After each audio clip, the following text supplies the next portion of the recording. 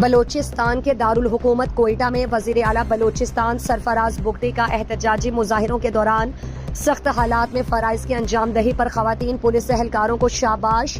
Balochistan police کی بہادر خواتین صوبے کی شان ہیں۔ آپ ہی بلوچستان کا اصل چہرہ اور بلوچ روایات کی امین ہیں۔ بلوچیت کا درس دینے والوں نے خواتین پولیس اہلکاروں کو ہراساں کیا، بلوچی روایات پامال کی۔ عوام نے دیکھ لیا قانون کس نے توڑا۔ خواتین پولیس اہلکاروں کو ہراساں کر کے بلوچی روایات کس نے پامال کی۔ بلوچستان پولیس کی بہادر خواتین اہلکاروں کو خراج تحسین پیش کرتے ہیں۔ ہر طرح کے حالات میں آپ نے بحالی امن اور عوام کی حفاظت کے لیے کام کرنا ہے۔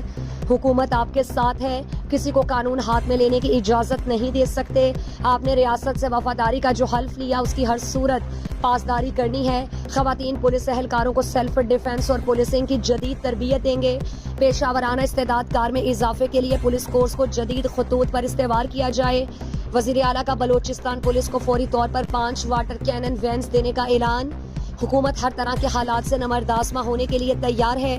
انتظامی امور اور حکومتی معاملات مسلح جتوں کے حوالے نہیں کر سکتے۔ مظاہروں میں خواتین پولیس اہلکاروں کو ہراساں کیا گیا۔ ریاست نے صبر و تحمل کا مظاہرہ کیا۔